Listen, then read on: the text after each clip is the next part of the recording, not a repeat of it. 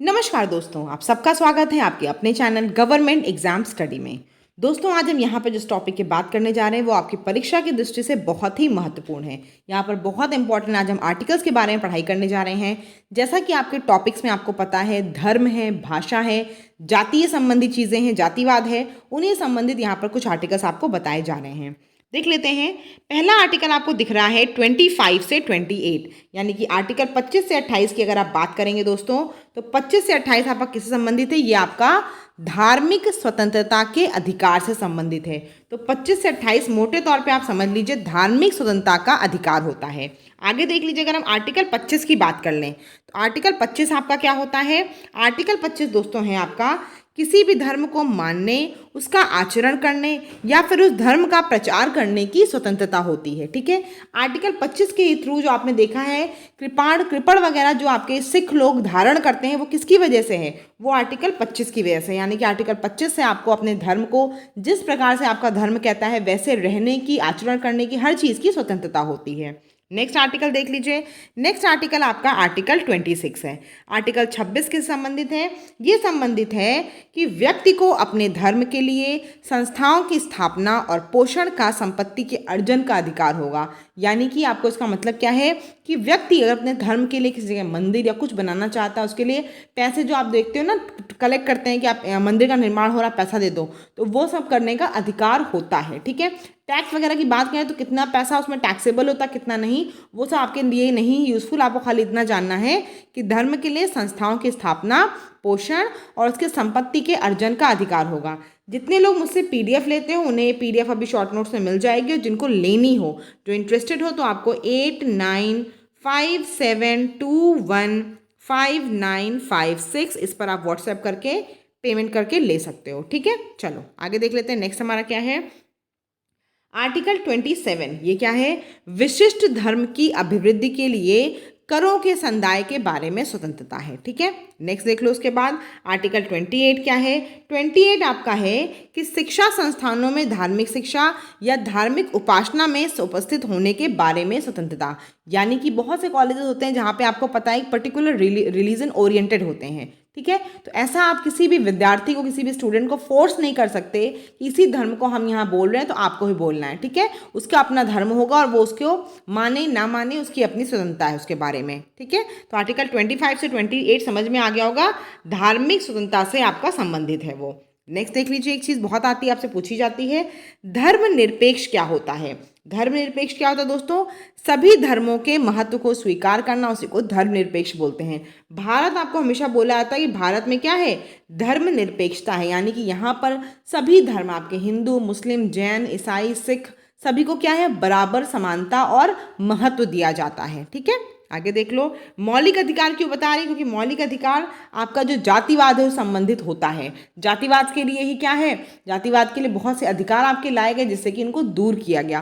तो मौलिक अधिकार आपके कौन से, आपको जरूर पता होना चाहिए। मौलिक अधिकार पहली बात तो 6 हैं, पहले 7 थे। कौन सा मुझे बताइएगा कमेंट सेक्शन में, कौन सा 7वां था मौलिक अधिकार जिसको कि हटा दिया गया और अब आपके सिर्फ 6 मौलिक अधिकार रह गए हैं? इसको इंग्लिश में आप फंडामेंटल राइट्स बोलते हो। भाग की बात करें तो भाग 3 में और आर्टिकल 12 से लेकर 35 तक आपका मौलिक अधिकार है। आर्टिकल 12 से 35 आपका मौलिक अधिकार के अंतर्गत आता है। ठीक है, आगे देख लो। इसमें अब आता है समानता का अधिकार। बता रही हूँ बार बार, समानता का अधिकार बहुत इंपॉर्टेंट है क्योंकि आप जातिवाद पढ़ रहे हो। ठीक है, तो समानता के अधिकार के लिए क्या है? आर्टिकल 14 से 18 तक आपका समानता का अधिकार आता है, यानी कि राइट टू इक्वालिटी आता है। अब देख लो इसमें क्या क्या है। आर्टिकल 14 आपका है विधि के समक्ष समानता।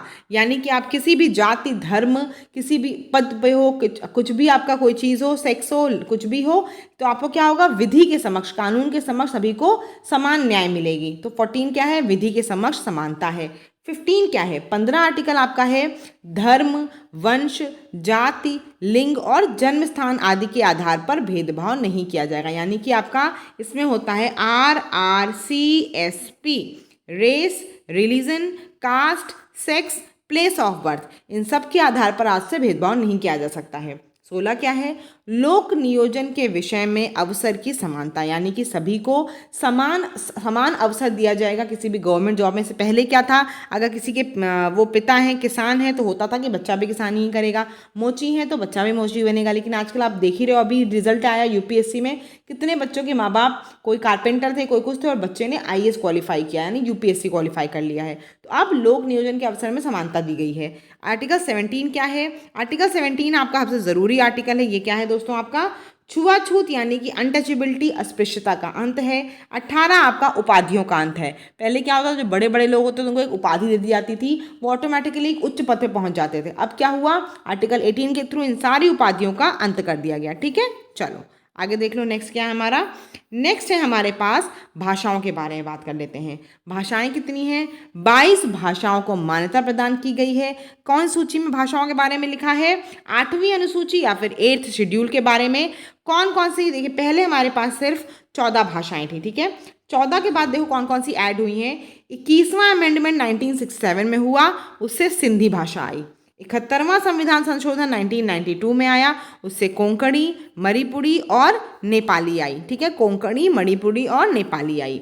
अगर 92 की बात कर लो तो इससे कौन कौन सा हुआ, 2003 में ये आया, बोडो, संथाली, डोगरी और मैथिली, ये 4 भाषाएं, इनको सबको मिलाकर 14 के बाद से आपकी और भाषाएं ऐड हो गई। तो कितनी भाषाएं हो गई कुल हमारे पास, कुल हमारे पास 22 भाषाएं हो गई। अब यहाँ देखिए मैंने पूरी 22 भाषाओं को लिखा है, क्योंकि भाषा आपके में टॉपिक है तो आपको 22 भाषा टिप्स पे रटी होनी चाहिए। आपसे एग्जाम में पूछा जा सकता है इसमें से कौन सी भाषा है संविधान में लिखित और कौन सी नहीं है, राजस्थानी है कि नहीं, भोजपुरी है कि नहीं, आपको पता होनी चाहिए। कौन कौन सी ये देख लेते हैं, असमिया, बांग्ला, बोडो, डोगरी, गुजराती, हिंदी, कन्नड़, कश्मीरी, कोंकणी, मैथिली, मलयालम, मणिपुरी, मराठी, नेपाली, उड़िया, पंजाबी, संस्कृत, संथाली, सिंधी, तमिल, तेलुगु, उर्दू।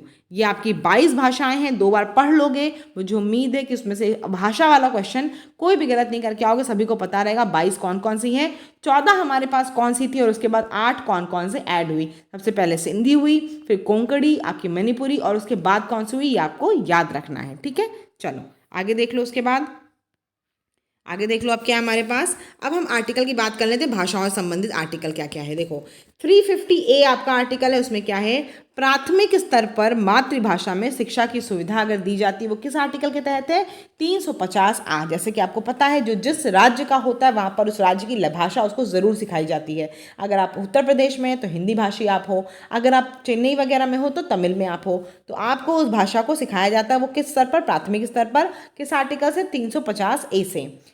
346 आर्टिकल में क्या है, एक राज्य या दूसरे राज्य के बीच और या फिर राज्य और संघ के बीच संचार के लिए राजभाषा जो होती है वो कौन सी, आर्टिकल 346। आपको पता है अपने इंडिया में अलग अलग जगह अलग अलग भाषाएं बोली जाती हैं, तो उनके बीच में कम्युनिकेशन के टाइम पे जो आर्टिकल का यूज़ किया गया वो कौन सा है, 346, 346। ठीक है, आगे देख लो। 344 में क्या है, राजभाषा पर संसद क्या है, कोई भी आयोग या समिति का गठन कर सकता है। कौन सी एक ऐसी समिति बनी थी जो राजभाषा से संबंधित थी, मुझे कमेंट सेक्शन में बताइएगा। कौन सा आर्टिकल है, 344 है। संसद क्या कर सकती है, राजभाषा के लिए कोई भी आयोग या समिति का गठन करेगी।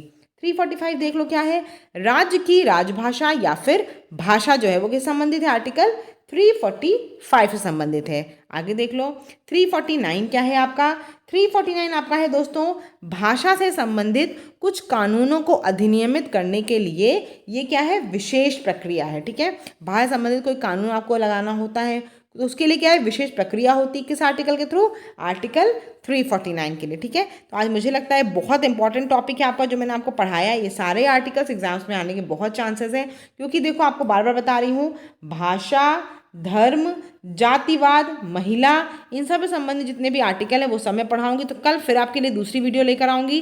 PDF मैंने बता दिया, PDF वाले बच्चों को मिल जाएगी। जिनको PDF चाहिए उनको सिंपल इस नंबर पर मैसेज करना है 8957215956। ठीक है, PDF आपको मिल जाएगी। आप सभी को बस पढ़ते रहो, एग्ज़ाम तो आपका होगा ही, ऐसा नहीं कि एग्ज़ाम नहीं होगा।